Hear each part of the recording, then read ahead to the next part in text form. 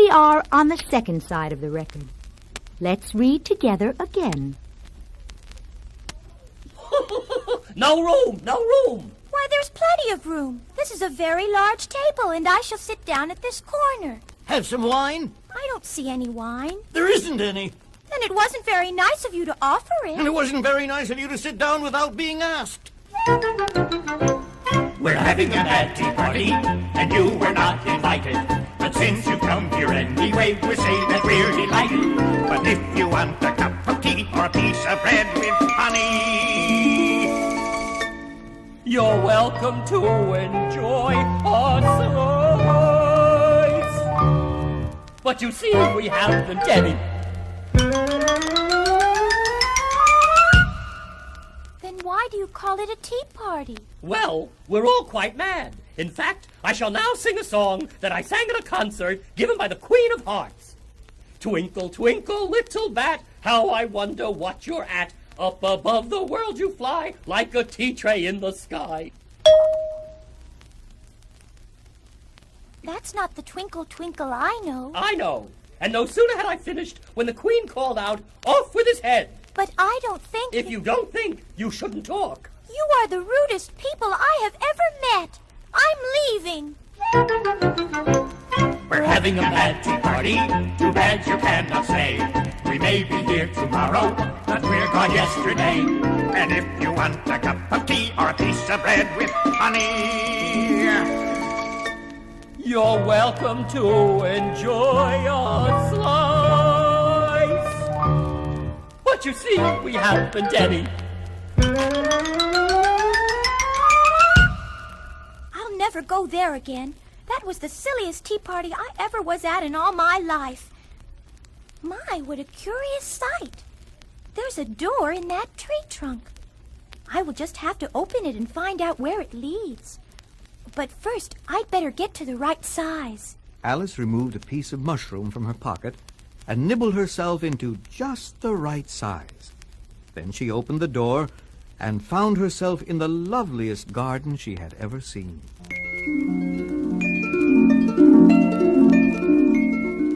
A large rose bush stood near her. All the roses on it were white, but there were 3 gardeners who looked very much like playing cards, busily painting them red. Alice thought this was a most curious thing. As she got closer, she heard them say, hurry up before the Queen arrives, or all of us are sure to lose our lives. The Queen won't like it when she finds out what we've done. We planted her white rose bush when there should be a red one. Let's hurry up and paint them red before the Queen arrives. Maybe we can fool her with the roses in disguise. You splashed some paint on me, Five. I couldn't help it. 7 pushed my arm. That's right, Five. Always try to blame someone else. The Queen! The Queen!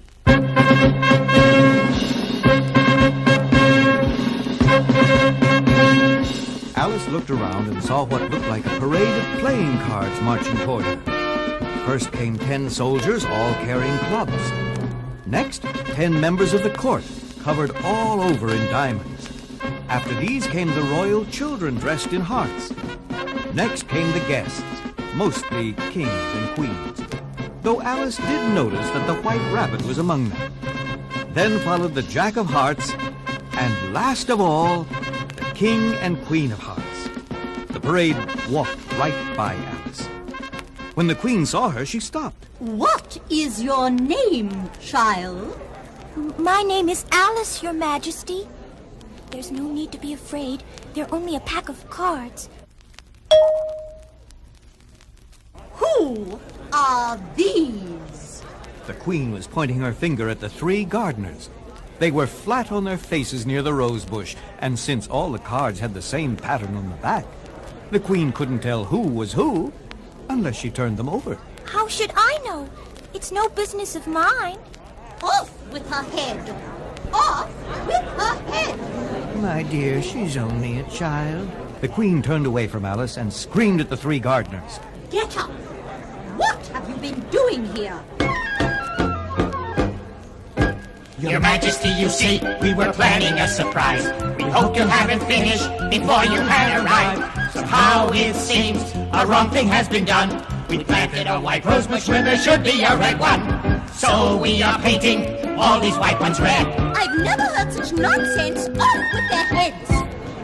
Alice looked around to see if anyone paid any attention to the Queen's order, but nobody did. The next thing she heard was the Queen shouting at her. Can you play croquet? Yes. Come on, then. Everybody to your places.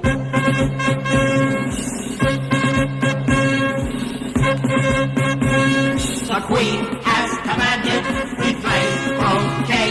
When the Queen has commanded, you'd better play. Yes, I'd love to play a game, but she could say please all the same. The Queen has commanded for your mallet a live flamingo straight from the palace. But a live flamingo wiggles so. How can I hold it straight to strike a blow? The Queen has commanded the ball to use a row of porcupine. Pick anyone you choose.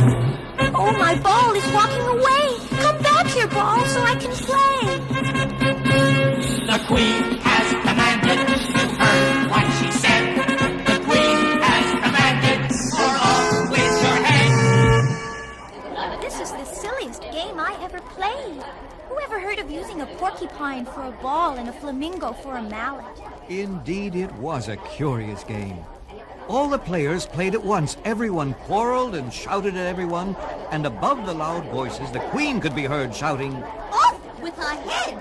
Off with his head. By the end of half an hour or so, everybody except the Queen, the King, and Alice was under sentence of execution.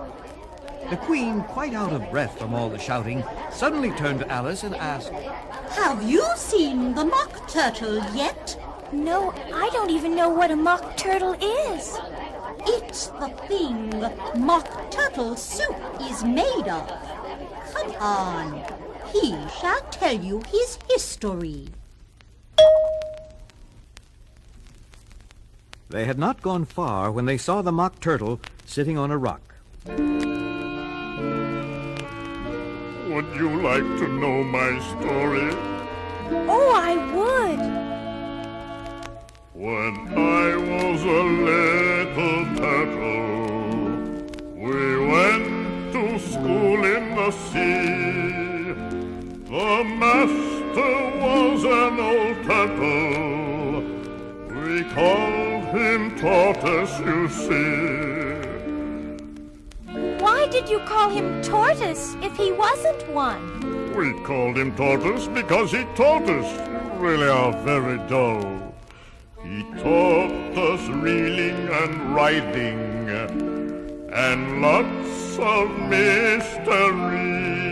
Excuse me, sir, but don't you mean reading, writing, and history? Are you going to interrupt again? What good would reading, writing, and history do a turtle? Really, I would like to go on with my story. The first day school was 10 hours, then each following day we went to school 1 hour less till we earned a holiday. How curious. 10 hours the first day, 9 the second, until on the 11th day you had no school at all. My dear child, I don't see why you find that at all surprising.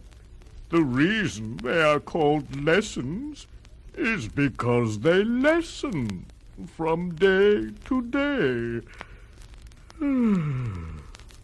I can see now that you will always be asking foolish questions, and anyway, it's about time for the trial to begin. Trial?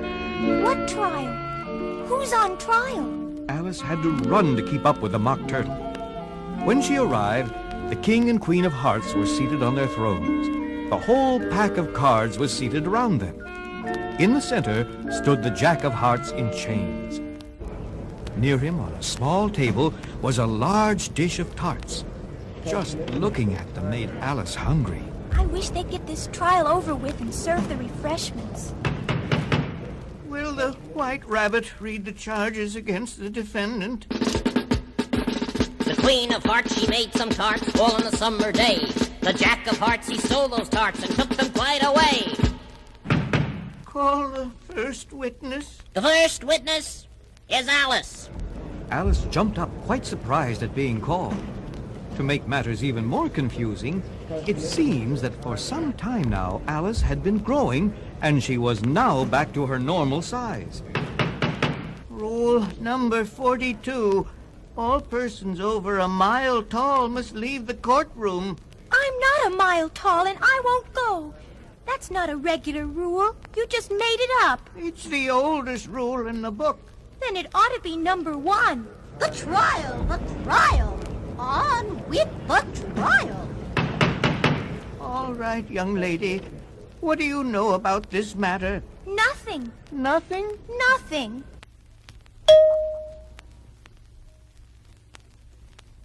That settles it. Let the jury reach a verdict. Let's sentence him first and then have the verdict. You can't do that. You can't sentence a man before the jury says whether or not he's guilty. Hold your tongue. Off with her head. I won't. Besides, you're nothing but a pack of cards. Who cares for you?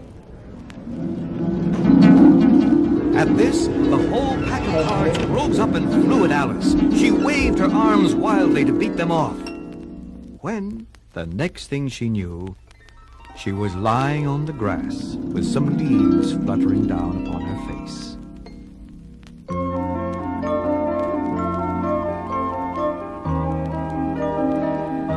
Oh, I've had such a curious dream.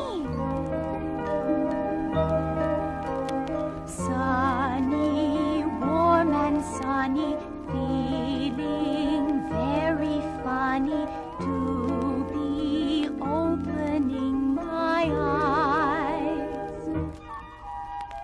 Was it just a dream? But oh, how real it seemed.